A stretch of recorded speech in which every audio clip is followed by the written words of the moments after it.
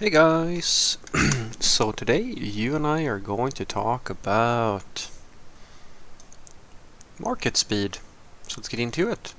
So the question in question was, hi Frederick, why is it that nearly all companies prioritize speed to market despite the potential risk of operational issues, maintenance cost, and poor software quality? Oh, and the potential for slowdowns when adding new features? Well, because of something that is a big sort of this problem, I argue, is found in the gap between what non-technical people believe and what programmers do, or sort of what they expect.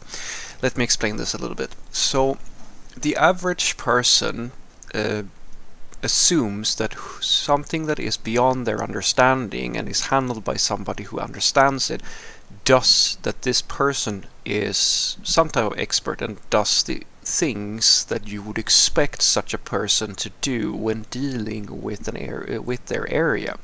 It's similar to how people assume that on average, doctors know what they're doing and that they are very methodical and they're checking up on things, and scientists are always doing their due diligence, they're always checking everything out, they're doing good work.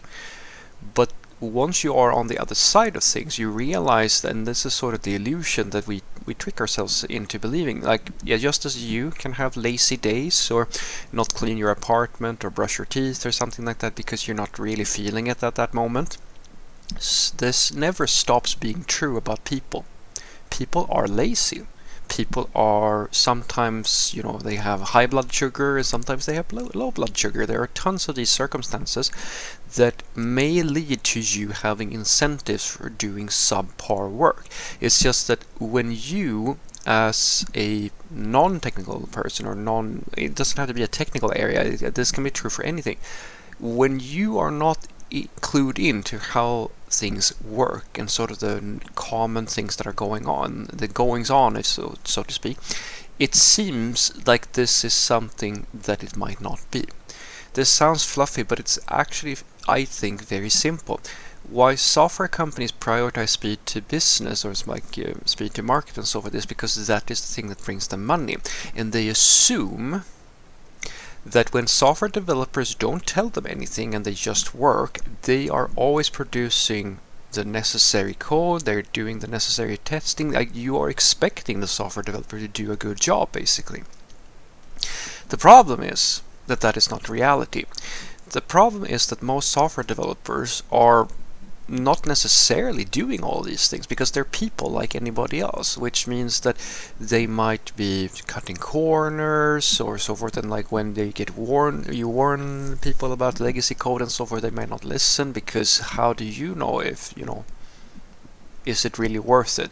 It's similar to how if a salesperson comes up to you and says that you really, really need to update your insurance. Now, on some level, you probably know you should do that, but it's probably costly and you really want to watch that television program over there instead, or you procrastinate the thing because it's not something that feels like something you want to do. And this is actually what happens usually for, like, basically every software developer, guys. If you want to see this in action, you just take a look at the state of the unit tests coverage in the average project. It doesn't matter if it's front. I mean, front end is a joke, but back end is the same. It's very, very common, guys, that you work with seniors who've been working for 15, 20 years and they don't write a single unit test, even though they are expected to. The company has this vague policy that they're supposed to, but it's the same thing like saying, yeah, here is your, you know, fitness person, or like this gym thing that we have on offer as a perk or something, and you will very quickly see that it's not even half the company who's going to that gym or using that privilege and so forth because they're lazy or they have other things going on and so forth and so forth. And so that is where the gap is, because the company assumes on average that the software developers are doing quote unquote all the things that they are supposed to be doing, because we're paying them a lot of money to be experts or do this thing really, really well. But as a software developer, you also know that I hope that you can relate to some of the things I'm saying, because you know that some days your brain is just not working and you're writing shitty code. You know that you have juniors, you have very, very different levels of skill level between like what we call seniors and mid-levels and things like that, and people are, they write code in different ways, they're experimenting with things that they shouldn't be experimenting with. There are all these different circumstances that can lead to you causing a subpar system. And so here comes the problem now, because what happens, and this is something I see it all the time, guys. What happens is that if you have non-technical people work in an environment where they have subpar quality on the work that's being done by the software developers, they get conditioned to thinking that that is normal. In other words, the company starts thinking that shitty systems and limitations on business requirements and the things like bugs and outages and so forth, that this is common. This is just how it is. And that becomes a very vicious loop. And I refer back to the front end. There is, I can tell you on on one hand how many times I speak to a front end developer who tells me that they actually know a lot about unit testing, but I have lost count on how many front-end developers will tell me that I don't actually do a lot of unit testing because the company doesn't really expect it. And I go, why would you just, are you waiting for your manager to tell you how to do your job well? Do you see my point? I hope that makes sense. You're basically creating this weird feedback loop where the manager expects things to take a certain time and do so and so forth. The developer is conditioned to believing that speed is everything, and therefore they don't write any tests or anything like that, which means that when they actually ask about problems like legacy and things like that, when you get to that point, you've already missed the ball. You've already gotten to a point where you wrote a shitty system and made a poor implementation of something, and now that doesn't fit into the schedule because the company, as I said, some companies will give you time to refactor and things like that and so forth, because of course they understand that things can go wrong. But on average, this is the pattern I see, where due to the fact that there is this discrepancy between what the people who have the business, like their stakeholders, they don't really understand what quality of work they're getting because they can't evaluate it.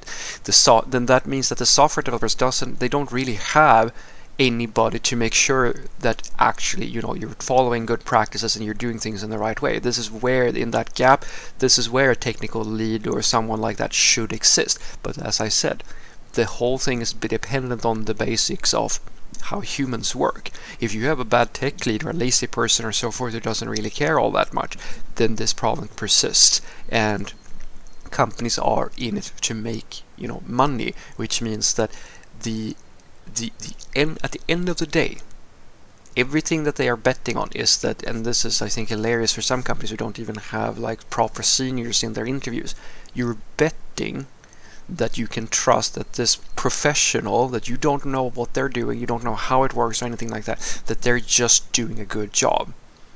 And I will argue that there are some professions where you have a higher likelihood of having that blind trust rewarded, and some industries it's not as high. This is one of those industries. So what I want you to take away from this is that the reason why most companies prioritize speed to market is because, or time to market, is because it is the thing that makes money. And the potential risk to software qualities and so forth is there. It's always there, guys. And most people are assuming that you're doing a good job. In other words, when you say that it's going to take a certain time or so forth, it's, yeah, sure, someone might question you and say that we should be able to do this quicker, right? And that's definitely something that's going to happen, but on average, when you're dealing with non-technical stakeholders, they are trusting that when they say that we need to move as fast as possible, that doesn't mean that it shouldn't work. There is absolutely a risk that things might break and so forth, but the idea is that this is constant, right? And for some people, they're so accustomed to having shitty developers or shitty systems that this is normal to them. They get used to the pain, if that makes sense. Where if you want to see this in action, go and look at any support staff at any company who uses an internal system, like an in-house build, like especially in big corporations, like these internal systems that are maintained due to, like, sending products or order management or manufacturing or something like that. They are horrendous. And the reason they are horrendous is because of this thing. And the reason it continues that way is because, I argue, the thing that I'm saying, that you have people who want things to be done quickly because they want to get to the sweet, like the reward as quickly as possible. And then you have software developers who are incentivized to deliver quickly, and therefore they just decide that, hey, you know what, I can get away with not writing tests and doing all my due diligence and so forth and so forth. If you had a doctor who did the same thing, that would work until they kill somebody. And then people would realize that actually this is a really bad doctor. It's just that for us software developers, it's less apparent that we're doing a shitty job when this actually happens. Have a great day.